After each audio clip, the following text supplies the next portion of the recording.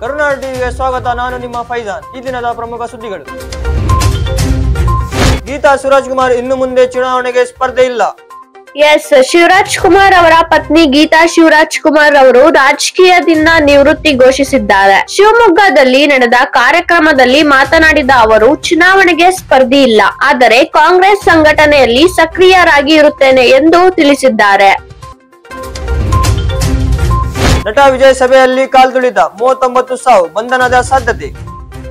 ತಮಿಳುನಾಡಿನ ಕಾರೂರಿನಲ್ಲಿ ವಿಜಯ್ ಅವರ ಪಕ್ಷ ಟಿವಿಕೆ ಸಭೆಯಲ್ಲಿ ಕಾಲ್ತುಳಿತ ಸಂಭವಿಸಿ 39 ಮಂದಿ ಸಾವನ್ನಪ್ಪಿದ್ದಾರೆ. ಅಧಿಕಾರಿಗಳ ಪ್ರಕಾರ ಶಿಸ್ತು ಉಲ್ಲಂಘನೆಯ ಹಿನ್ನೆಲೆಯಲ್ಲಿ ವಿಜಯ್ ಬಂಧನ ಸಾಧ್ಯತೆ ಇದೆ ಎಂದು ತಿಳಿಸಿದ್ದಾರೆ. ಉತ್ತರ ಕರ್ನಾಟಕದಲ್ಲಿ ಭಾರಿ ಮಳೆ, ಸಿಎಂ ಸಿದ್ದರಾಮಯ್ಯ ತುರ್ತು ಸೂಚನೆ.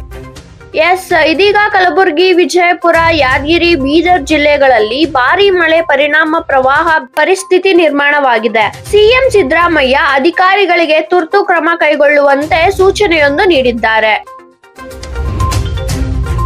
ದರ್ಶನ್ ಕೇಸ್ ಆರೋಪಿಗಳ ನಡುವೆ ಭಿನ್ನಮತ, ಬೇರೆ ಜೈಲಿಗೆ ಮನವಿ.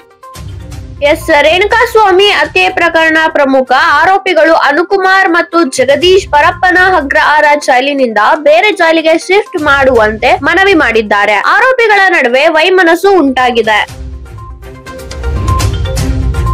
ಮಹಿಳಾ ವಿಜ್ಞಾನಿಗೆ ಸೈಬರ್ ಮೋಸ, 8.8 ಲಕ್ಷ ದೋಚಿದ ವಂಚಕರು.